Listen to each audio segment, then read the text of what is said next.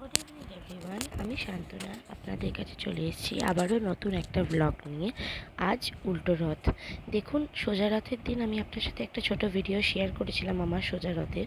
আজ উল্টো রথেও আমি সেরমভাবেই আমার উল্টো রথকে সাজিয়ে ফেলেছি।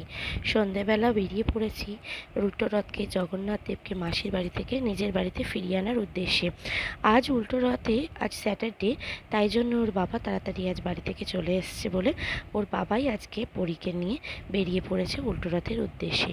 আমার আসলে আজকে একটু শরীরটা খারাপ, বুঝলেন তো, তাই জন্য ভিডিওটা এডিট করে আপনাদের সঙ্গে শেয়ার করতে একটু দেরি হয়ে গেল। তাই জন্য আমি খুব একটা বেরোতে পারিনি, বাট ভিডিওটা আমি করেছিলাম আর পরে আমি বেরিয়েছিলাম, সেটা আপনারা ভিডিওয়ে দেখতে পাবেন। এইভাবে আমার মেয়ে সবাইকে দিয়ে একটু একটু করে রথ টানিয়ে নিচ্ছে। ওর ঠাকুমা, আমাদের পাশের বাড়ির এক ঠাকুমা, ওর দাদুকে দিয়ে। আজ স্যাটারডে বলে সবাইকেও পেয়েছে, সেই জন্য ওর খুব আনন্দ, কারণ আগের দিন সোজা রাতের দিন ও স্কুল গেছিলো, সবাই অফিস ছিল, তো সেইভাবে অতটা এনজয়মেন্ট করতে পারিনি। তো আজকে উল্টো রথে দেখুন সবাই আমরা একটু একটু করে বেরিয়ে পড়েছি। এই হলো আমার রথ, এর ডেকোরেশন সাজিয়েছি।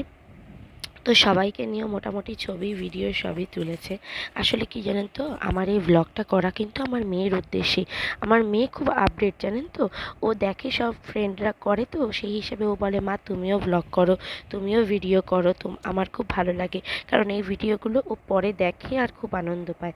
এবার বেরিয়ে পড়লাম সন্ধেবেলায় রথযাত্রার উদ্দেশ্যে, উল্টো রথের উদ্দেশ্যে।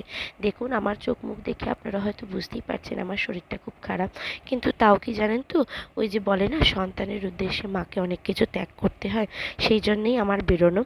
তো এইভাবেই আমাদের উল্টো রথ সেলিব্রেশন হয়েছে।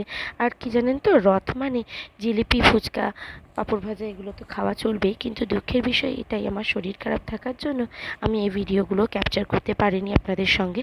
বাট এই ছোটো ছোটো সেলিব্রেশনগুলো আমি আমার মেয়ের সঙ্গে করেছি এবং সবাই মিলে আমরা খুব আনন্দ করেছি।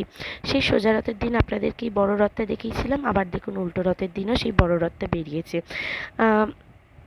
এইভাবেই আমরা আমাদের সন্ধেবেলার রথযাত্রা সেলিব্রেশন করলাম। আর সবথেকে বড় কথা কি জানেন তো, ওর বাবা ছিল বলে আমার ভিডিওটা করতে আরও সুবিধা হয়েছে, কারণ সেদিন আমার শরীরটা খারাপ থাকার জন্য আমি ফুল ফ্লেজে অতটা ভিডিও ক্যাপচার করতে পারিনি। ওর বাবাই যতটা পেরেছে ক্যাপচার করেছে আমার জন্য। তো এইভাবেই আমি আমার ভিডিওটা শেষ করছি।